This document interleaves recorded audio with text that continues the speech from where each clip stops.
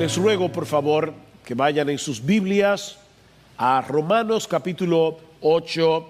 Vamos a leer los versículos 35 hasta el final. Dice así la palabra del Señor: ¿Quién nos separará del amor de Cristo? ¿Tribulación o angustia o persecución o hambre o desnudez o peligro o espada? Tal como está escrito, por causa tuya somos puestos a muerte todo el día. Somos considerados como ovejas para el matadero, pero en todas estas cosas somos más que vencedores por medio de aquel que nos amó. Porque estoy convencido de que ni la muerte, ni la vida, ni ángeles, ni principados, ni lo presente, ni lo porvenir, ni los poderes, ni lo alto, ni lo profundo, ni ninguna otra cosa creada nos podrá separar del amor de Dios que es en Cristo Jesús, Señor nuestro. Alguien decía que este pasaje de Romanos es la porción más extraordinaria del capítulo más extraordinario del libro, de la carta más extraordinaria del libro más extraordinario del mundo, que es la palabra de Dios. Este es el pasaje más extraordinario, del capítulo más extraordinario, de la carta más extraordinaria, del libro más extraordinario del mundo, que es la palabra de Dios. Este capítulo inicia con la asombrosa declaración de que ya no hay condenación para aquellos que están en Cristo Jesús, y concluye con otra asombrosa declaración, y es que para los creyentes ya no hay separación. No hay condenación, no hay separación. Y en medio de ambas declaraciones encontramos argumento tras argumento para afianzar a los creyentes en la seguridad de su salvación en Cristo, en la certeza de que ningún cristiano verdadero se perderá. Nuestra salvación es como una especie de cadena entre dos eternidades. Pablo nos dice en el versículo 28 al 30 de este capítulo que a todos los que Dios predestinó en la eternidad pasada con el propósito de hacerlos conforme a su Hijo, a esos mismos en el tiempo llamó, y a todos los que llamó, a esos mismos justificó, y a todos los que justificó, a esos mismos, dice Pablo, en la eternidad futura también los glorificó. Es un pasado profético. Dios lo ve como un hecho consumado, y por eso Pablo dice: ya fueron glorificados. El mismo grupo que fue predestinado para ser como Cristo, ese mismo grupo será glorificado, porque la glorificación no es otra cosa que ser como Jesús en cuerpo y alma. En el presente estamos siendo gradualmente transformados a su imagen, pero esa obra será concluida cuando estemos en su bendita presencia. Ahora bien, yo sé que muchos consideran esta doctrina de la seguridad de salvación como una especie de licencia para pecar, algo así como: ustedes quieren decir que nosotros podemos vivir como quiera, como nos dé la gana, como nos vengan ganas, y como quiera somos salvos. No, eso no es lo que esta doctrina enseña. Como decíamos en un mensaje anterior, a todos los que Dios justifica también los santifica, es decir, los liberta de la esclavitud del pecado para que ahora podamos obedecer a Dios, y los va transformando progresivamente a la imagen de Cristo. La justificación y la santificación siempre van de la mano. El que no está siendo santificado no ha sido justificado. Ahora, lo irónico de todo esto es que creer que la salvación se pierde. Algunas personas dicen: si ustedes enseñan eso en la iglesia, están motivando a la gente a pecar, están motivando a los cristianos a no ser santos. Lo irónico de esto es que creer que la salvación se pierde en realidad no nos motiva a ser más santos. Es todo lo contrario. Cuando alguien cree que la salvación se pierde, va a tratar de obedecer, pero movido por un temor servil, por un temor de esclavo, no con la gratitud de un hijo que sabe que será amado por su padre. De hecho, una persona que cree que la salvación se pierde, en un momento dado puede verse tentado a hundirse en un lodazal de pecado porque cree que ya perdió la salvación. ¿Para qué voy a seguir luchando si como quiera ya perdí la salvación que tenía en Cristo? Miren, mis hermanos, es verdad que muchos pueden tomar esta doctrina como una excusa para pecar. Eso es verdad. Judas nos advierte en su carta que algunos dentro de las filas del cristianismo convierten la gracia de Dios en libertinaje. Eso es real. Pero cuando eso pasa, están demostrando que ellos no han entendido ni han recibido de verdad la gracia de Dios en Cristo. Pablo dice en Tito capítulo 2 versículos 11 en adelante que la gracia de Dios nos enseña. La gracia de Dios no solamente salva, sino que nos enseña que renunciando a la impiedad y a los deseos mundanos, vivamos en este siglo sobria, justa y piadosamente. Nosotros creemos en la perseverancia de los santos, no de los impíos. Y una persona que vive como le dé la gana no es un santo, es un impío. Debo enfatizar eso. Lo que nosotros creemos es en la bendita doctrina de la perseverancia de los santos.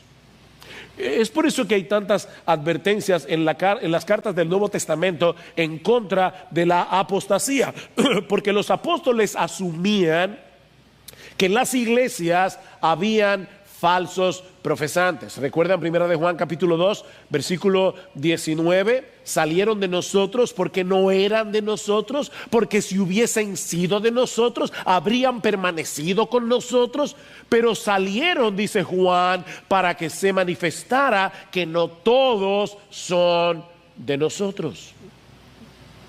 Ven, hermanos, si hubieran sido, habrían permanecido. Dios preserva a los que son suyos.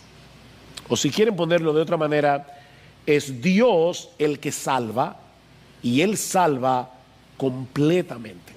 Eso fue lo que vimos la semana pasada cuando estudiamos las preguntas de Pablo en Romanos capítulo 8 versículos 31 al 34. Entonces, ¿qué diremos a esto? Si Dios está por nosotros, ¿quién estará contra nosotros? El que no eximió ni a su propio Hijo, sino que lo entregó por todos nosotros, ¿cómo no nos concederá con Él también todas las cosas? Y por si acaso, ese todas las cosas no es tu wish list, o sea, tu lista de deseos. Él te va a dar todo lo que tú quieras. No, Él te va a dar todo lo que tú necesitas para llegar a la gloria y para ser como Jesús. ¿Quién acusará a los escogidos de Dios? No, Dios es el que justifica. Dios te declaró justo. ¿Quién es el que condena? Cristo es el que murió, sí, más aún el que resucitó, el que además está a la diestra de Dios, el que también intercede por nosotros. Pero aún nos resta una pregunta antes de concluir este pasaje en el versículo 35. Y es una pregunta sorprendente. ¿Quién nos separará del amor de Cristo? La pregunta de Pablo ¿es posible que un verdadero creyente, alguien que ha sido justificado por la fe, adoptado como hijo de Dios, sea separado del amor que Cristo tiene por nosotros y que esa persona termine en el infierno? ¿Es eso posible? Es lo que Pablo está preguntando aquí. Y su respuesta, obviamente, es un rotundo no. No, es imposible que eso ocurra. Y hay varias enseñanzas en este pasaje que nos van a llevar de la mano a esa conclusión. Lo que Pablo quiere es llevarnos a la conclusión de que nada ni nadie puede separarnos del amor de Cristo. Y su primer argumento o la primera enseñanza que podemos extraer de este pasaje, es que el amor de Cristo por nosotros es la fuente de nuestro amor por Él. Él nos amó primero y por causa de su amor, obrando en nosotros, ahora nosotros lo amamos a Él. Noten que la pregunta de Pablo no es ¿quién nos separará del amor que nosotros le tenemos a Cristo? No, esa no es la pregunta. Lo que Pablo está preguntando es si hay alguien en todo el universo que pueda separarnos del amor que Cristo tiene por nosotros. Es el amor de Cristo. Y eso lo vemos claramente en los versículos 37 al 39. Pablo dice en el versículo 37, pero en todas estas cosas somos más que vencedores por medio de aquel que nos amó. Y en el versículo 39 dice, ni lo alto, ni lo profundo, ni ninguna otra cosa creada nos podrá separar del amor de Dios, ¿ven? Que es en Cristo Jesús, Señor nuestro. El amor de Dios en Cristo precede a nuestro amor. Recuerden, mis hermanos, que Él nos amó cuando estábamos condenados. Esa es la implicación del versículo 1. No hay ninguna condenación para aquellos que están en Cristo Jesús. Él tomó la iniciativa de amarnos cuando éramos sus enemigos, dice en el versículo 7, ya que la mente puesta en la carne es enemiga de Dios, porque no se sujeta a la ley de Dios, pues ni siquiera puede hacerlo. Tú y yo, mi hermano, estábamos en esa condición. Tú y yo estábamos en la carne cuando Cristo nos amó. Él nos amó, dice Pablo en Romanos 5:10, cuando éramos sus enemigos, dice en el versículo 10, porque si cuando éramos enemigos fuimos reconciliados con Dios por la muerte de su Hijo, mucho más, habiendo sido reconciliados, seremos salvos por su vida. Y eso concuerda con el resto del Nuevo Testamento. El Señor Jesucristo le dice a sus discípulos en Juan capítulo 15 versículo 16, vosotros no me escogisteis a mí, sino que yo os escogí a vosotros y os designé para que vayáis y deis fruto y que vuestro fruto permanezca. Nosotros podemos dar fruto, incluyendo el fruto de nuestro amor por Cristo, porque Él nos escogió primero. Primera de Juan capítulo 4 versículo 7, amados, amémonos unos a otros, porque el amor es de Dios, y todo el que ama es nacido de Dios y conoce a Dios. Hasta que nosotros no fuimos engendrados de nuevo por Dios, por el Espíritu de Dios, nosotros no podíamos amar. Versículo 10 de ese mismo capítulo de Primera de Juan. Y en esto consiste el amor, no en que nosotros hayamos amado a Dios, no, sino en que Él nos amó a nosotros. Lo más natural es que nosotros amemos a Dios, pero no lo amamos porque somos pecadores. Así que dice Juan, no, el amor no consiste en que nosotros hayamos amado a Dios, no, es que Él nos amó a nosotros y envió a su Hijo como propiciación por nuestros pecados. Y luego añade, por si acaso queda alguna duda, en el versículo 19, nosotros amamos porque Él nos amó primero. Nosotros podemos amar a Cristo y a nuestros hermanos porque Él nos amó primero. Mis hermanos, eso es lo sorprendente del amor de Cristo, que Él nos amó cuando lo aborrecíamos. Él nos amó cuando éramos indignos, totalmente indignos de su amor. Miren, yo les ruego a Dios que su Espíritu venga por la cámara y llegue hasta tu casa y obre en tu corazón. Escucha esto. El amor de Cristo es tan extraordinario, el amor de Cristo es tan incomprensible, que en Efesios capítulo 3, el apóstol Pablo le ora a Dios para que le conceda a esos hermanos tener un mejor entendimiento del incomprensible amor de Cristo. Parece una paradoja, ¿verdad? Tener un mejor entendimiento del incomprensible amor de Cristo. Dice Pablo, por esta causa pues doblo mis rodillas, capítulo 3 versículo 14, doblo mis rodillas ante el Padre de nuestro Señor Jesucristo, a fin de que, arraigados y cimentados en amor, seáis capaces de comprender con todos los santos cuál es la anchura, la longitud la altura y la profundidad y de conocer el amor de Cristo que sobrepasa el conocimiento. Pablo quería que estos hermanos arraigaran y cimentaran sus vidas en el amor de Cristo. Un amor que sobrepasa por mucho nuestra capacidad de comprensión. Y es ahí precisamente donde descansa la seguridad del creyente. No es en que nosotros amemos a Cristo, y nosotros amamos a Cristo, pero es un amor débil, es un amor fluctuante. No, nuestra seguridad está en que Él nos ama. Una vez le preguntaron a un famoso teólogo del siglo XX, ya murió, le preguntaron en una entrevista: en todos los años que tú tienes como teólogo, ¿cuál es la verdad más profunda que tú has extraído de la Biblia? Y él respondió citando en inglés, obviamente, una canción infantil que se canta en las iglesias: Jesus loved me, this I know. Jesús me ama, y yo lo sé. Dice, yo no tengo una verdad más profunda que esa. Jesús me ama. Dice Martin Lloyd-Jones, no es el caso de que estemos aferrándonos a Cristo. Nosotros nos estamos aferrando a Cristo y por eso la fuerza de nuestros dedos sea lo vital en esta relación. No son las fuerzas de mis dedos lo vital en esta relación. Más bien es Cristo el que nos agarra a nosotros y su mano es poderosa, es todopoderosa. ¿Quién nos separará del amor de Cristo? Mi hermano, nuestra seguridad en Cristo no depende de nuestro amor por Él. Depende de que Él decidió soberanamente amarnos cuando no éramos dignos de su amor.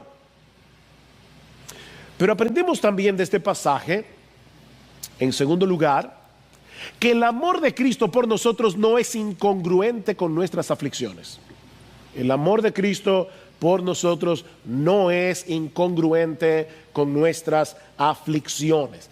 3 veces se menciona en este pasaje el amor de Cristo. En el versículo 35 al principio, en el versículo 37 en el medio y en el versículo 39 al final. El amor de Cristo, el amor de Cristo, el amor de Cristo. Y entre declaración y declaración, Pablo nos habla de la realidad del sufrimiento en la vida cristiana. Cristo nos ama, nosotros sufrimos. Los creyentes van a sufrir en este mundo caído. Mis hermanos, Dios no nos ha prometido otra cosa. Yo no sé cómo los que predican el evangelio de la prosperidad pudieran predicar de Romanos 8. Porque en este pasaje se nos habla de la realidad del sufrimiento de los creyentes. De manera, mis hermanos, que no podemos cometer el error de concluir que Dios no nos ama porque estamos sufriendo. Y es algo que el diablo te susurra. Por eso es que esta verdad es tan importante. Pablo conoce al diablo. Pablo sabe cómo el diablo opera, cómo el diablo le susurra al creyente en medio de la aflicción: Dios no te ama. No podemos llegar a esa conclusión que dice Pablo en Romanos 8:17. Si somos hijos, también herederos, herederos de Dios y coherederos con Cristo, si en verdad padecemos con Él, a fin de que también seamos glorificados con Él. Padecemos con Él, seremos glorificados con Él. Versículo 18, pues considero que los sufrimientos de este tiempo presente no son dignos de ser comparados con la gloria que nos ha de ser revelada. Mis hermanos, el Nuevo Testamento no solo enseña que el sufrimiento es parte de la vida cristiana, sino que Dios está usando el sufrimiento para cumplir su propósito de conformarnos a la imagen de Jesús. Como dice Sinclair Ferguson, la relación entre el sufrimiento y la gloria no es cronológica. O sea, no es primero sufrimos y después viene la gloria. No, dice Ferguson, esta relación entre el sufrimiento y la gloria es causal. No es cronológica, es causal. O sea, Dios está causando en nosotros niveles de gloria a través del sufrimiento. Escuchen esta cita. A través de fricciones y aflicciones, Él pule y transforma el carácter para reflejar de nuevo su imagen, que es completa y perfectamente revelada en Jesucristo. Eso es exactamente lo que Pablo nos enseña en 2 Corintios capítulo 4. Por tanto, no desfallecemos. Antes bien, aunque nuestro hombre exterior va decayendo, sin embargo, nuestro hombre interior se renueva de día en día, pues esta aflicción leve y pasajera, y Pablo le llama aflicción leve y pasajera a todo lo que él relata después en el capítulo 11. Pablo tenía un doctorado en sufrimiento y dice, esta leve aflicción pasajera nos produce, ven ahí la relación causal, nos produce un eterno peso de gloria que sobrepasa toda comparación. Es a eso que Pablo se refiere en Romanos 8:28, cuando dice que a los que aman a Dios todas las cosas le cooperan a bien. Esas aflicciones están forjando el carácter de Cristo en nosotros en vez de separarnos de Él. ¿Ven? Lo que nos lleva a la tercera enseñanza de este texto. Y es que el amor de Cristo nos mantiene aferrados a Él en medio de las aflicciones. El amor de Cristo nos mantiene aferrados. Cuando Cristo nos ve sufriendo, su amor nos sostiene. Su amor nos sostiene. Versículo 35. ¿Quién nos separará del amor de Cristo? La respuesta evidente es, nadie puede hacerlo. Porque no se trata simplemente de que el creyente está pegado a Cristo, sino de que el creyente está en Él. Recuerden Romanos 8:1. No hay ninguna condenación para los que están en Cristo Jesús. Nuestra vida está unida a Cristo por la fe. O como dice Pablo en Colosenses capítulo 3 versículo 4, nuestra vida está escondida con Cristo en Dios. Nuestra vida está escondida con Cristo en Dios. La pregunta es, ¿puede alguien llegar al trono mismo de Dios y arrebatarnos de ahí? Esa es la pregunta. No, eso es absolutamente imposible. Problemas vendrán y muchos a lo largo de nuestra vida. La lista de Pablo en el versículo 25 es muy variada. ¿Quién nos separará del amor de Cristo? ¿Tribulación? Es decir, las dificultades de todo tipo que nos oprimen y amenazan con hundirnos. ¿Podrán separarnos del amor de Cristo? No. Como dice Martin Lloyd-Jones, Cristo es demasiado fuerte. Angustia. A veces nos encontramos en situaciones que representan un peligro para nosotros. Puede ser a veces imaginario. Nosotros creemos que estamos en peligro, pero puede ser real. Y no sabemos qué hacer. Situaciones que pueden llevarnos al borde de la desesperación. ¿Podrán esas circunstancias separarnos del amor de Cristo? No, Cristo es más fuerte. Persecución. Personas que nos acosan por causa de nuestra relación con Cristo, personas que se oponen abiertamente al Evangelio. No, dice Pablo, porque Cristo es más fuerte.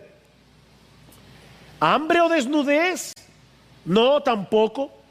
Porque el verdadero creyente sabe que es mejor tenerlo a Él, aunque no tengamos nada de este mundo, que tenerlo todo y no tenerlo a Él. Así que tampoco el hambre y la desnudez. Él es más valioso que todo lo que el mundo pueda darnos. Él es más valioso que la comida. Eso es lo que Pablo está diciendo. Él es más valioso que el vestido.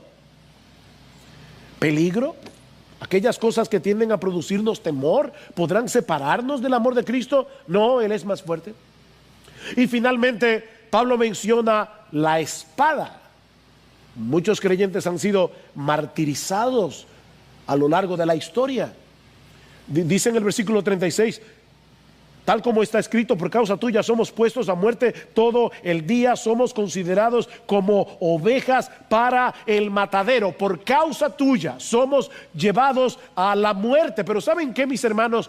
Cuando eso pase, si es que pasa, la muerte será la carroza que nos llevará a Cristo. Así que en vez de separarnos de Cristo, la muerte nos lleva a Cristo.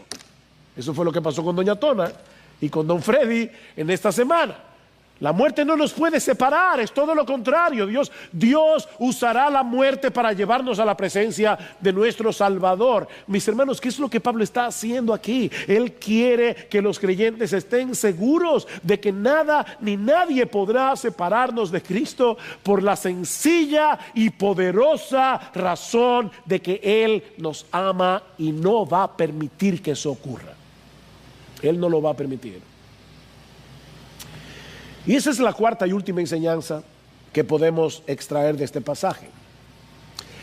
Y es que en todas esas cosas que nos pueden ocurrir en esa vida, somos más que vencedores, no por causa de nuestro amor por Cristo, sino por causa de su amor por nosotros. Versículo 37. Pero en todas estas cosas somos más que vencedores por medio de aquel que nos amó. Ahora hay un pequeño detalle que yo no quiero que ustedes pasen por alto, y es el uso del plural. O sea, Pablo no está diciendo en este pasaje: yo soy un apóstol, Cristo me llamó a predicar su evangelio y yo estoy seguro que nada me puede separar de su amor. No, eso no es lo que Pablo está diciendo. La pregunta del versículo 35 es: ¿quién nos separará del amor de Cristo? La declaración del versículo 37 es que somos más que vencedores por medio de aquel que nos amó. Y la declaración del versículo 39 es que nada nos podrá separar del amor de Dios que es en Cristo Jesús, Señor nuestro. En otras palabras, mis hermanos, Pablo está contemplando aquí al mismo grupo del versículo 1, aquellos que están en Cristo Jesús y para quienes ya no hay condenación. Es ese grupo. Es el mismo grupo de los versículos 28 al 30, aquellos que fueron predestinados, llamados y justificados, y que con toda seguridad también serán glorificados. Todos y cada uno somos más que vencedores. Wow, hermano, yo le decía ayer a mi esposa, cuando escuchamos de la partida de nuestra querida hermana Tona, ¿nosotros de verdad creemos lo que decimos creer? Porque de verdad esto es para saltar de la silla. O sea, Pablo está diciendo que todos los creyentes, desde el que se convirtió hace un segundo hasta el que tiene 50 años en la fe, desde el hermanito que tal vez no es muy visible en la iglesia, hasta el pastor que predica y que todo el mundo ve, y los que sirven en la iglesia, Pablo está diciendo: todos y cada uno somos más que vencedores, no por nuestra propia capacidad de perseverar, sino por medio de aquel que nos amó. No seremos librados de los peligros que pueden amenazar nuestra fe. Pablo no promete aquí, Dios no promete que vamos a ser librados de los peligros que pudieran amenazar nuestra fe. ¿Por qué me está pasando esto? Hay creyentes que tienen dudas en medio de la aflicción, y no seremos librados de esas cosas, sino que seremos vencedores en medio de esas cosas, padeciendo esas cosas. En todas estas cosas, ven, somos más que vencedores. En todas estas cosas somos más que vencedores. Y de paso, ¿tú recuerdas las cartas de las iglesias, de las 7 iglesias en Apocalipsis 2 y 3? Todas terminan diciendo: a los que vencen, a los vencedores, a los vencedores. ¿Y quiénes son los vencedores? Lo que Pablo menciona en Romanos 8, todos los cristianos somos más que vencedores. Los que no vencen no lo eran. Salieron de nosotros porque no eran de nosotros. Los cristianos somos más que vencedores. Mis hermanos, Cristo se encargará de suplirnos todos los recursos necesarios para que nos mantengamos esperando en Él hasta que estemos seguros en su presencia. Sobre todo cuando tengamos que atravesar por situaciones difíciles que apartarán a los falsos profesantes, pero no a los que realmente le pertenecen a Cristo. Nuestra esperanza no descansa en nosotros. Nuestra esperanza descansa en Él. Estamos seguros en el amor de Cristo porque es un amor que depende enteramente de su soberana decisión de amarnos. No somos más que vencedores por medio de aquel que nos amó. Bueno, yo creo que Pablo habría podido concluir este capítulo en Romanos 8:37. Y los creyentes tendríamos todas las razones del mundo para estar seguros de nuestra salvación. Pero ¿saben qué? Pablo no ha concluido. Pablo no ha concluido su argumentación. Porque él quiere que los creyentes en Roma y todos los que íbamos a leer esta carta a lo largo de los siglos disfrutemos de la misma convicción que él tenía. De ahí su declaración de los versículos 38 y 39. Porque estoy convencido. Ven, estoy convencido de que ni la muerte, ni la vida, ni ángeles, ni principados, ni lo presente, ni lo porvenir, ni los poderes, ni lo alto, ni lo profundo, ni ninguna otra cosa creada nos podrá separar del amor de Dios que es en Cristo Jesús, Señor nuestro. Aquí está la respuesta del versículo 35. ¿Quién nos separará del amor de Cristo? ¿Existe algo o alguien lo suficientemente poderoso como para separarnos de ese amor? Respuesta de Pablo: por supuesto que no. Y yo estoy convencido, es decir, firmemente persuadido. Estoy absolutamente seguro. ¿Y de qué estaba seguro Pablo? De que ni la muerte ni la vida, es decir, los dos estados posibles de la existencia humana, o tú estás muerto o estás vivo. No hay una tercera opción. Lo que Pablo está diciendo es: el día que nos toque morir, abriremos nuestros ojos en la presencia de Dios, de manera que la muerte, el postrer enemigo de los cristianos, no podrá hacernos daño cuando llegue. Donald Grey Barnhouse era un siervo de Dios del siglo XX. Su esposa murió cuando sus niños estaban todavía pequeños. Y cuando iban camino del cementerio a la casa, Donald Barnhouse estaba preguntándose: ¿cómo yo puedo explicarle a estos niños qué pasó con su mamá? ¿Cómo explicar eso? Y él dice que cuando iban en la carretera, de repente un camión bien grande los sobrepasó. Y él dijo: aquí está mi ilustración.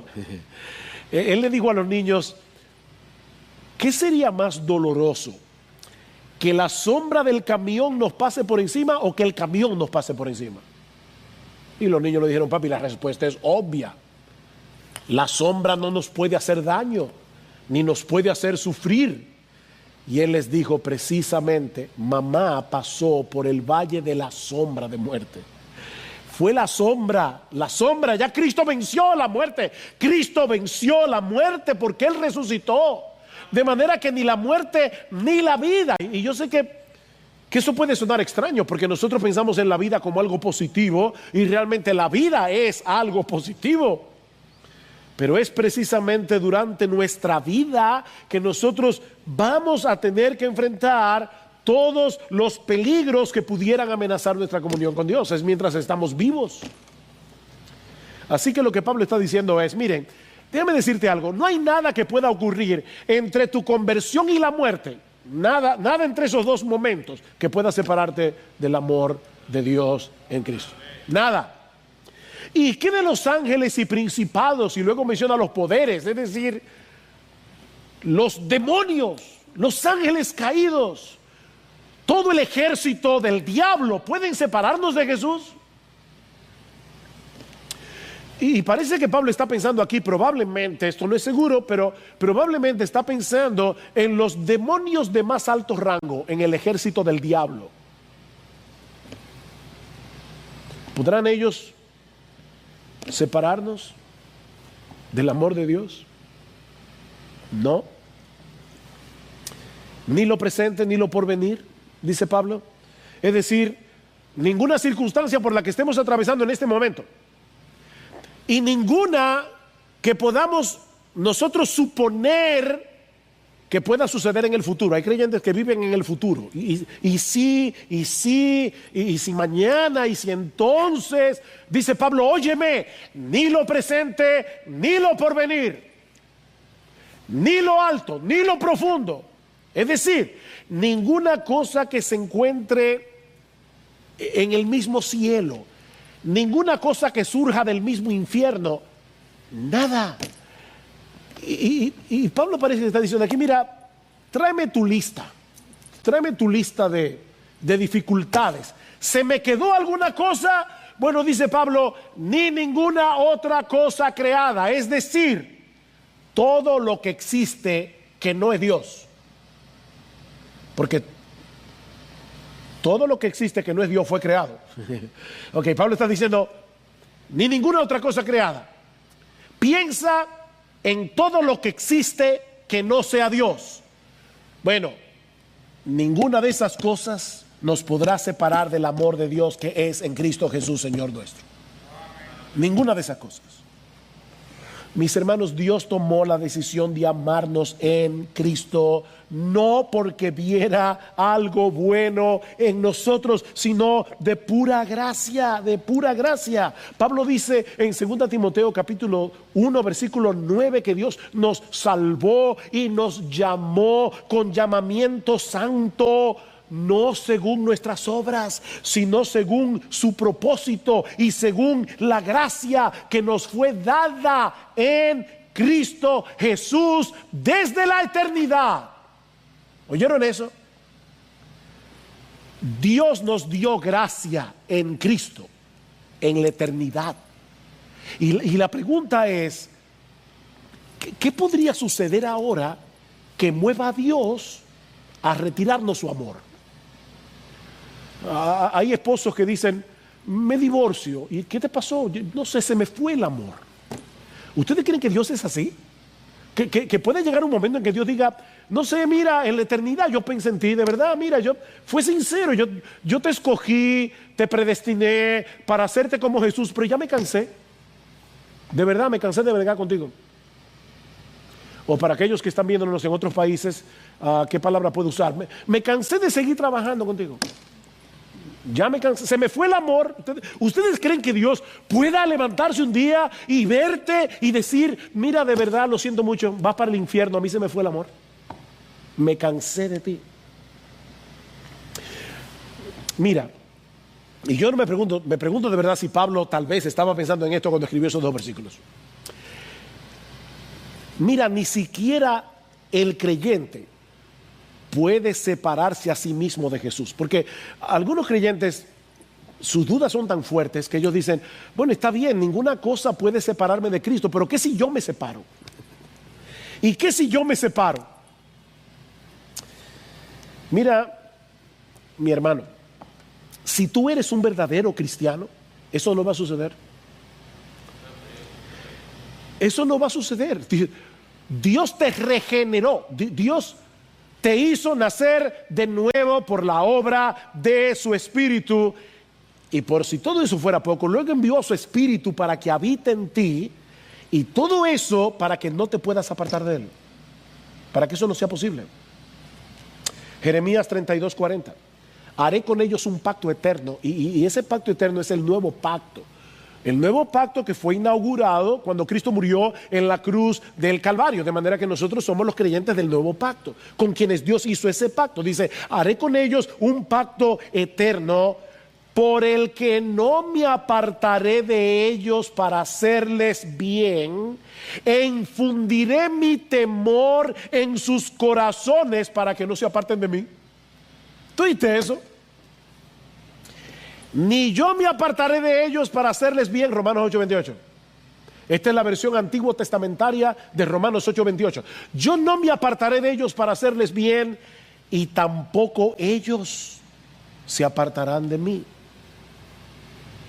Dios hizo un pacto para que eso no pase.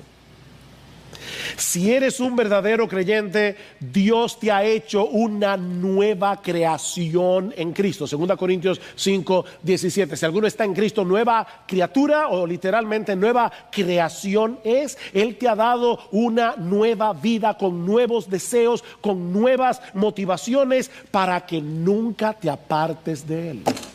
Eso no es posible. Los que se apartan definitivamente es que nunca fueron suyos. Nunca fueron suyos. Primera de Juan 2:19, ¿recuerdan? Salieron de nosotros, pero no eran de nosotros, porque si hubiesen sido de nosotros, habrían permanecido con nosotros, pero salieron, dice Juan, para que se manifestase que no todos son de nosotros. Y es lo mismo que dice el Señor Jesucristo en Mateo 7:23. Apartados de mí, nunca os conocí, hacedores de maldad. La nueva vida que tenemos en Cristo, hermanos, es eterna. ¿Oyeron eso? Es eterna. ¿Saben por qué? Porque es la vida indestructible de Cristo mismo. La nueva vida que tenemos en Cristo es eterna, porque es la vida indestructible del mismo Cristo. Yo creo que hay personas que creen que la vida eterna es como una píldora que Dios le da a las personas cuando creen. No, la vida eterna es Cristo mismo, a quien nosotros estamos unidos por la fe. No es algo que Dios nos da, es alguien. Esta es la vida eterna, que te conozcan a ti, el único Dios vivo y verdadero, y a Jesucristo, a quien has enviado. ¿Qué dice Juan en su primera carta? Todo lo que es nacido de Dios vence al mundo. Y un poco más adelante dice que Dios nos ha dado vida eterna, y esta vida está en su Hijo. Ven, esta vida está en su Hijo. El que tiene al Hijo tiene la vida. El que no tiene al Hijo de Dios no tiene vida. Esa vida es indestructible, mis hermanos, porque es la vida de Jesucristo en nosotros. Así que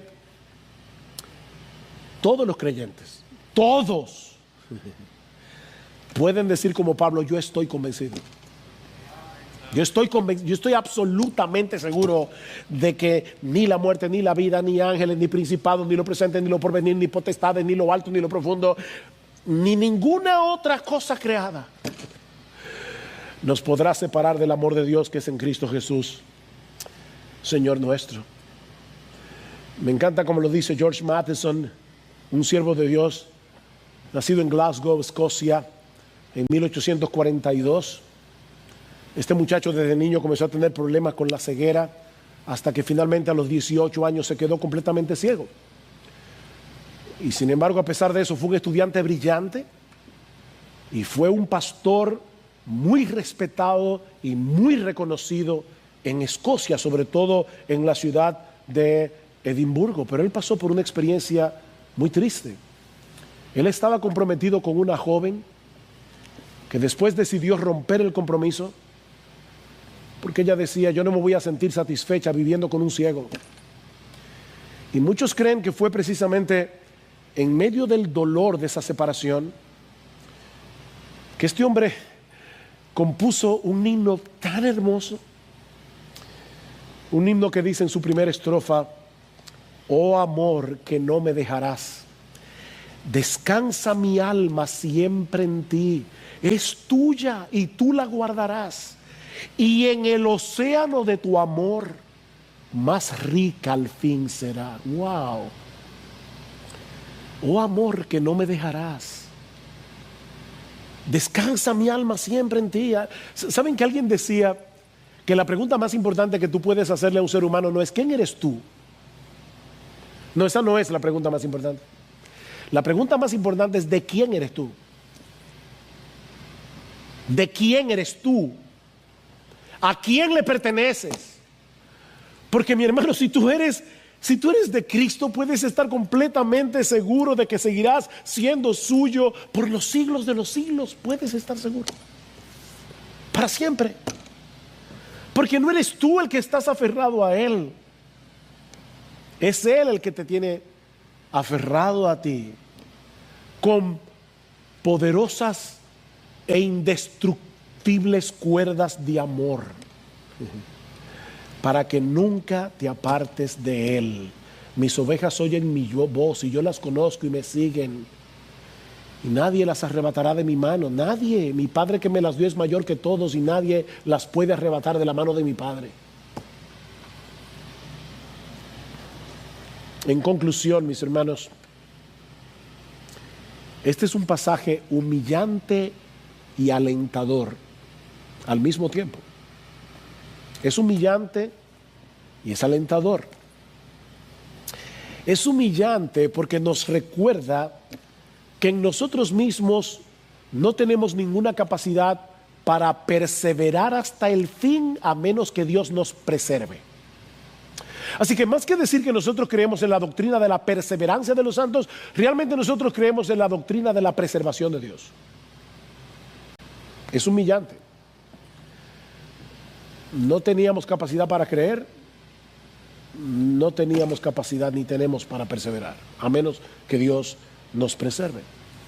Pero este pasaje es sorprendentemente alentador, porque nos recuerda que nuestra esperanza está enraizada no en nuestra débil y fluctuante y cambiante amor por Dios,